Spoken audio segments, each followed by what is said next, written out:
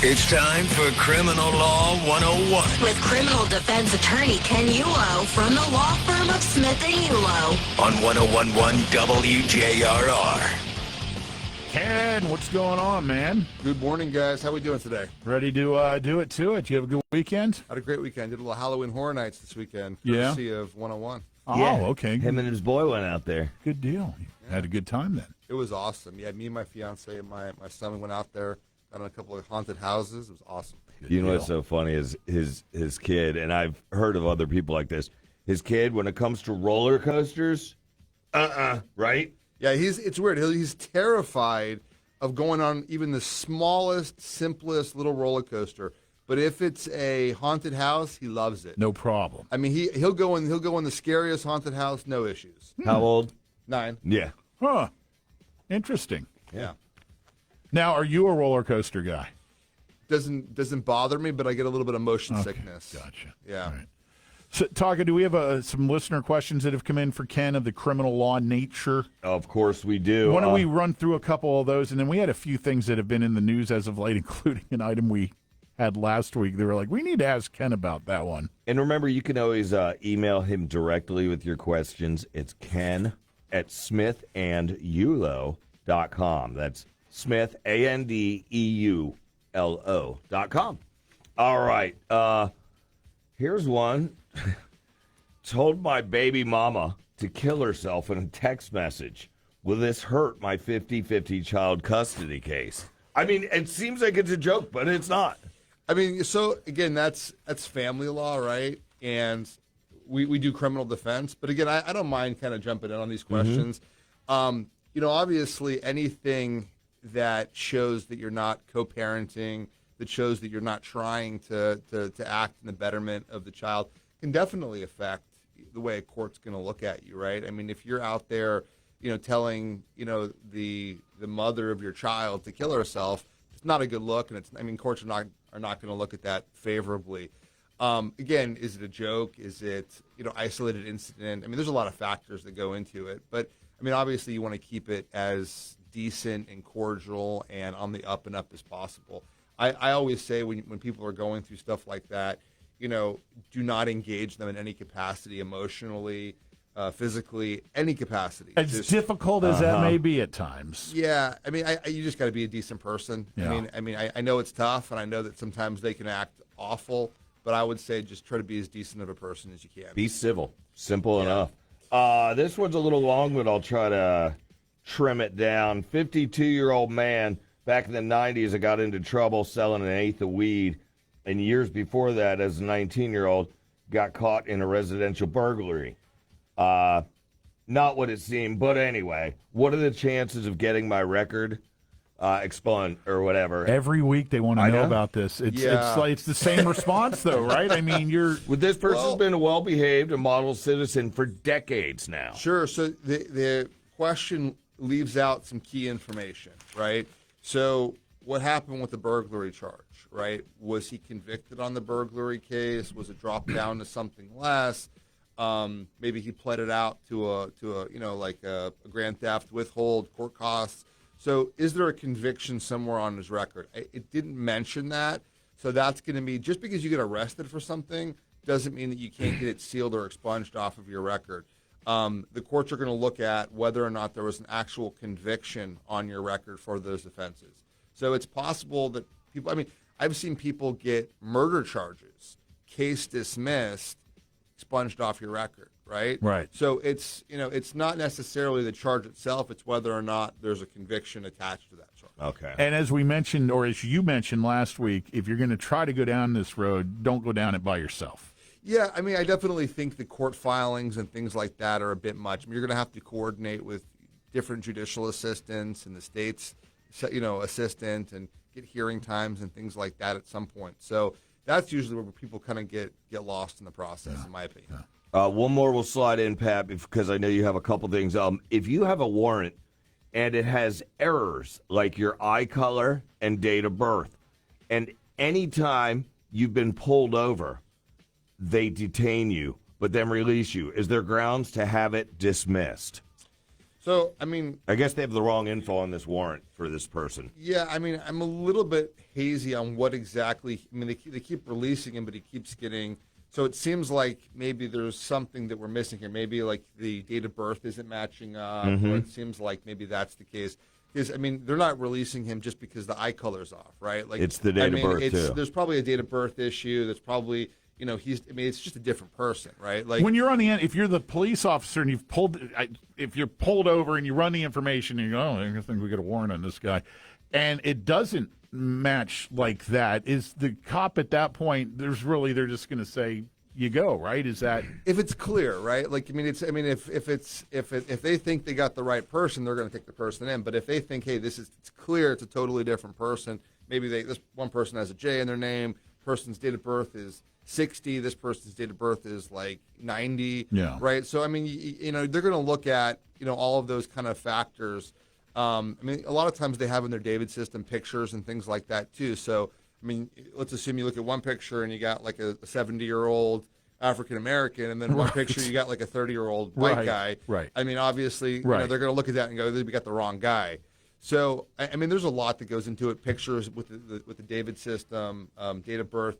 Now, in terms of getting the warrant quashed, it doesn't sound like it's him. So, the reality is you can't get a warrant quashed for somebody else that's not you. If that's the question, that's the question, right?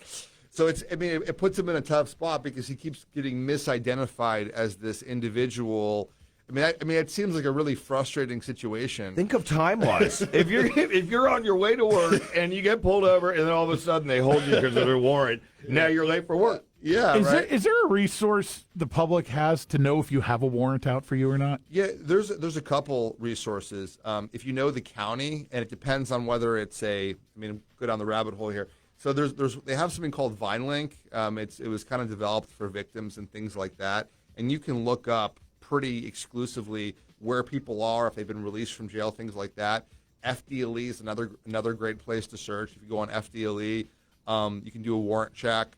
Another resource is if you go on the clerk website. So let's assume you think you might have a warrant out of Orange County for like a violation or something like that. Orange County Clerk of Courts, whenever a violation or probation goes out, posted there. You'll see the case open. You'll see the capias go out. So the clerk's office itself will show that.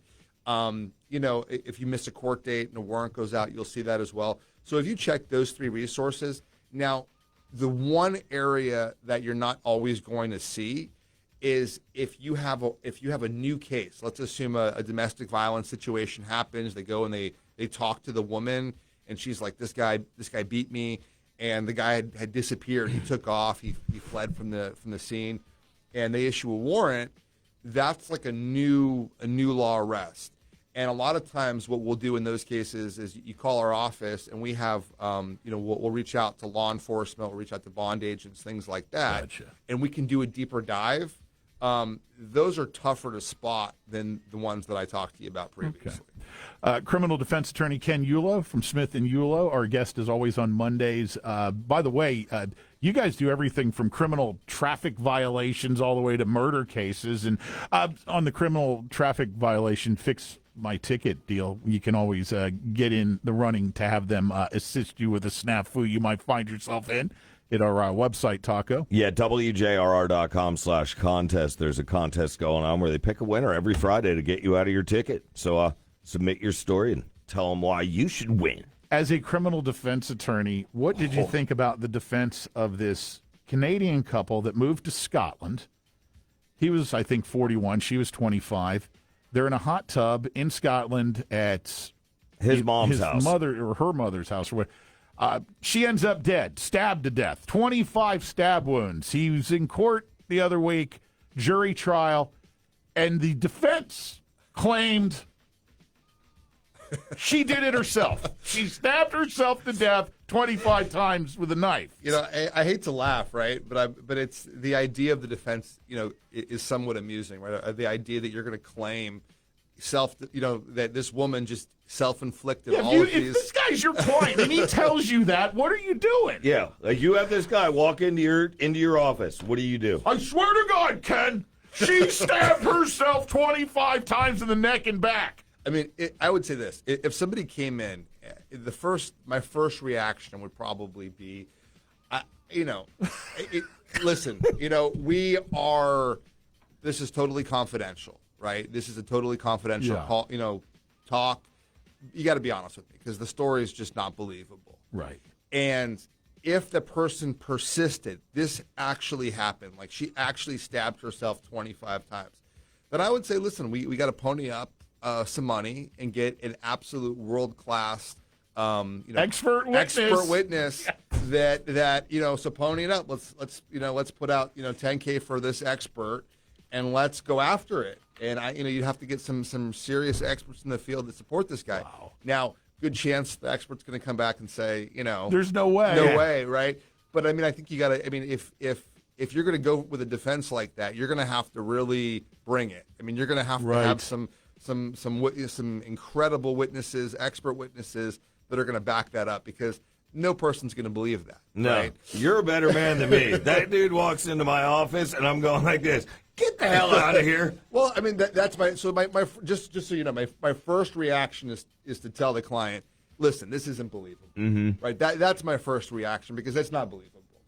But I think that if a person persists and insists, then you got to go and say, maybe there's some crazy, insane scenario where an expert's going to say, yeah, this could happen, right?